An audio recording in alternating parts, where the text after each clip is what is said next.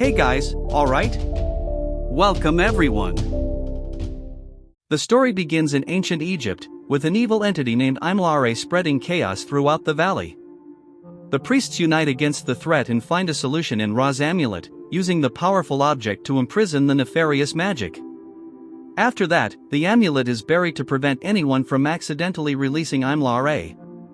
In the present day, John Travis is waiting in the desert until his grandson Mark appears to pick him up. The young man is very patient and helpful with his grandfather's hobbies, even after 2 years of digging in the sand for ancient relics. Mark is also a war veteran, but when John tries to talk about Iraq, he just says he doesn't like that subject. Meanwhile, archaeologist Jesse Carter is relaxing with one of his students. To his misfortune, the news playing on the TV is about a project led by Dr. Alice Carter. She is about to begin excavating the site where the classic The Ten Commandments was filmed by Cecil B. DeMille. Jesse's photo also appears in the report, mentioning him as Alice's husband. His student becomes furious to find out he is married, especially discovering it this way.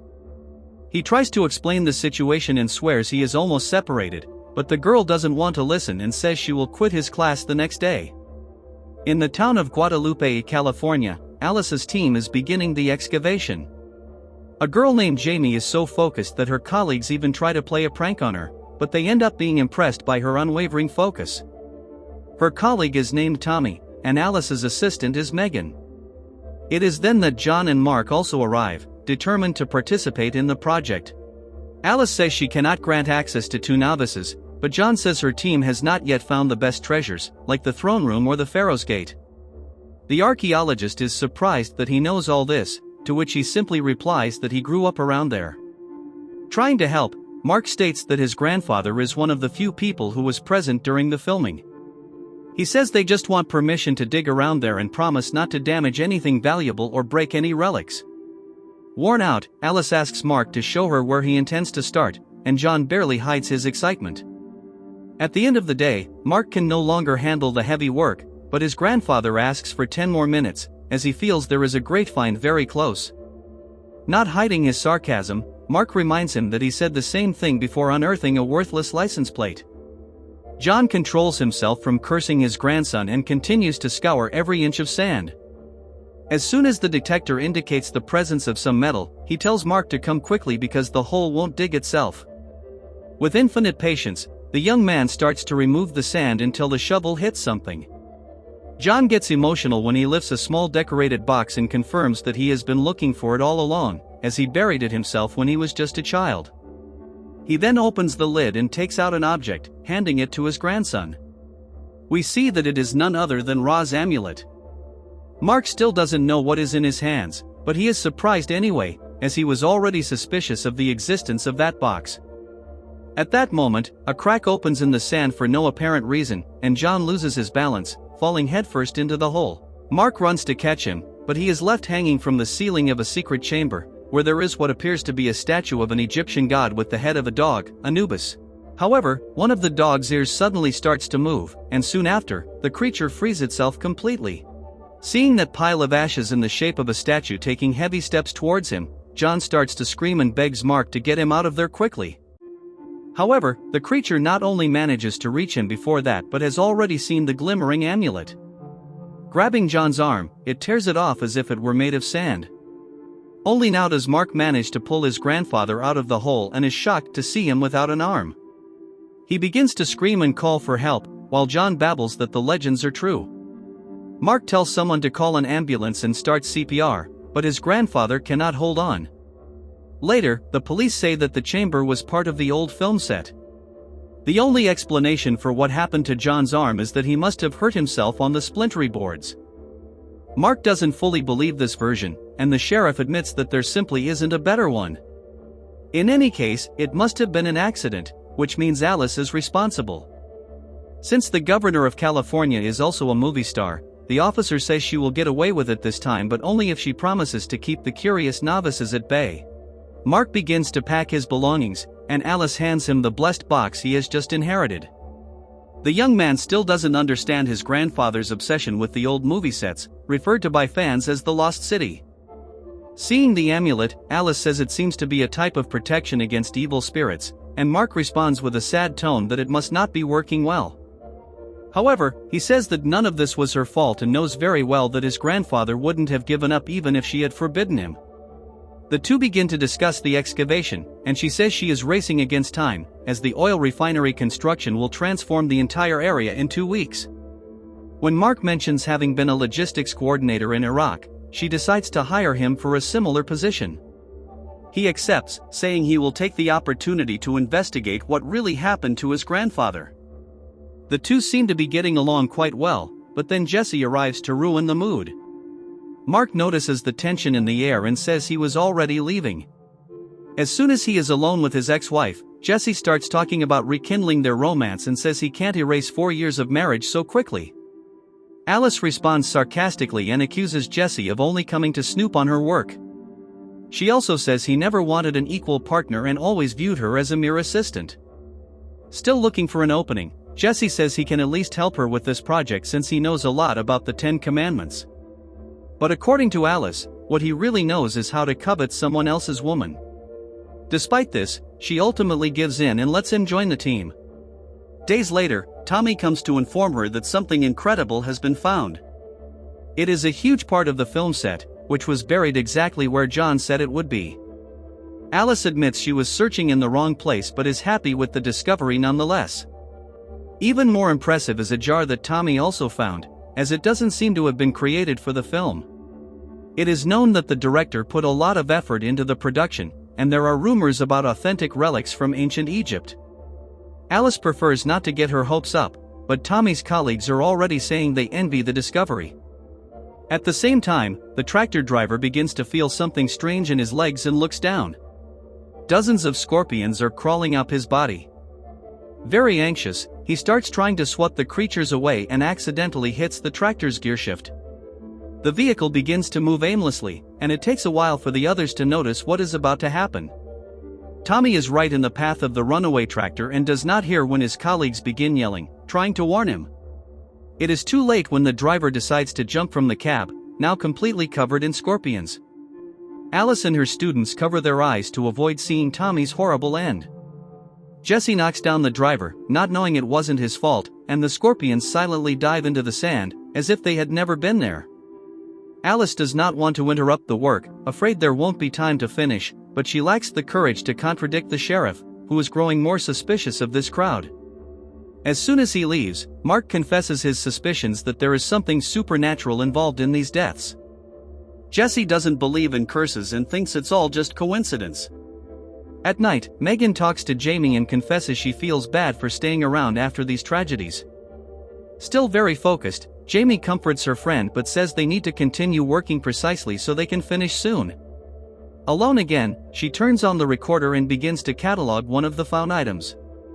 She looks back when she hears a noise but soon returns to concentrating on her research, not noticing that something is rising within the tent, right beside her. It is the same entity that attacked John in the chamber, and Jamie can barely scream when she comes face to face with it. Choked by the neck, she begins to struggle in panic but cannot break free. Outside, no one in the team notices the attack, and Jamie's body ends up being covered by the sand. The next day, Alice finds it strange that she is absent as the move is already beginning, but she does not suspect that anything serious has occurred. The rivalry between Jesse and Mark becomes more tense as one tries to prove more capable than the other. Both want to impress Alice but only succeed in irritating her. Entering one of the old film sets, the three stop fighting to admire the richness of details. Mark speaks of his grandfather, explaining that John was one of the producers and traveled a lot searching for artifacts. Then Alice notices a shadow moving and sees an animal-like creature stealthily passing by them. Before she can scream, the thing knocks the other two down with a headbutt and grabs her neck. However, she is wearing the amulet as a necklace and the light hits the pyramid pendant. The entity is hit by the reflection and releases Alice to the ground before dissolving. Mark catches a glimpse of the creature for a moment, but Jesse takes so long to get up that he misses the entire incident. Then someone outside begins to call for help, and Mark goes to check what is happening. The entire team is retreating, leaving only Megan and her friend Heather behind. The two tell that a creature with a dog head came out of a cloud of sand, grabbed Megan's arm, and then vanished. Furthermore, there is now a kind of symbol engraved on her skin. Returning to the set, Alice realizes that the inscriptions on the walls are backward, which is why they seemed nonsensical. Jesse deciphers the code and says that room is the prison of something evil. Only now does Mark decide to mention the tragedies that occurred during filming. According to his grandfather, several bizarre accidents traumatized the cast. Jesse finally gives in to the occult and says they need to hurry with the move. Megan and Heather visit the new location with the driver, Alvarez. Megan is still scared, and Heather only makes things worse when she says that Jamie likely was also attacked. Even Alvarez agrees that this project should have been cancelled long ago. Meanwhile, Jesse tells Alice what he discovered about Imlare and says they may have unleashed a terrible plague. That night, these fears are confirmed when a patrolling officer is attacked by a sand monster. The new location is in Santa Maria, and Alvarez has finished transporting everything there when something happens to Megan. The mark on her arm breaks through the bandages and she begins reciting a spell while walking towards the trailers. Uncertain, Jesse decides to follow her and witnesses an explosion in the ground, from which an immense sand serpent emerges. Even summoned by Megan, the first thing the monster does is devour her in one go. The next victim is poor Alvarez, who crashes his car trying to avoid a shadow crossing the road. Staggering to a tree, he is suddenly pulled up and we see a torrent of red fall that quickly turns to sand. Meanwhile, Alice and Mark arrive at the old studio to consult the director's files. They find letters from DeMille to someone named Lionel, talking about dangers that should be buried as soon as possible. Additionally, there is evidence that many elements of the set were genuinely bought in Egypt. Then, Mark is suddenly attacked, but not by a supernatural entity.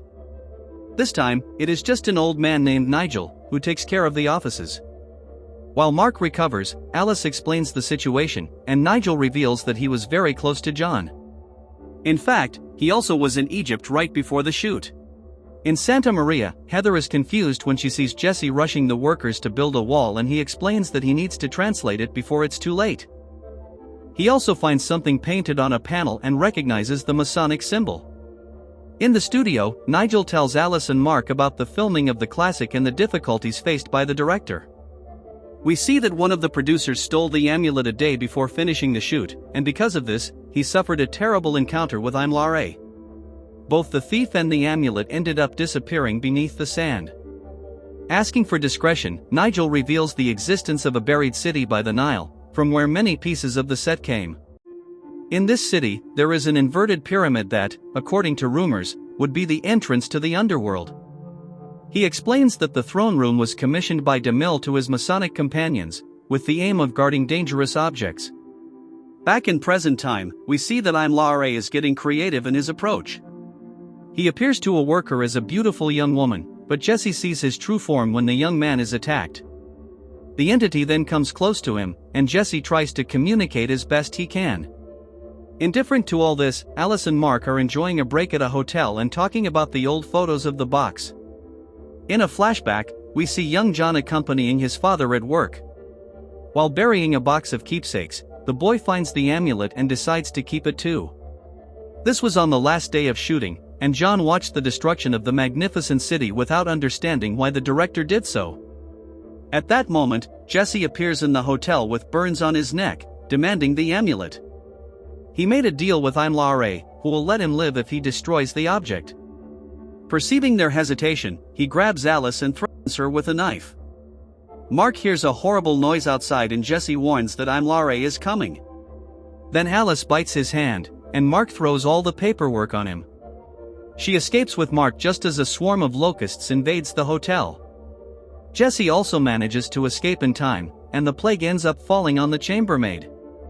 Realizing that the danger is escalating, Mark decides to take drastic measures and takes Alice to meet his friend Buford. He is practically a gun enthusiast and doesn't mind lending some from his vast collection.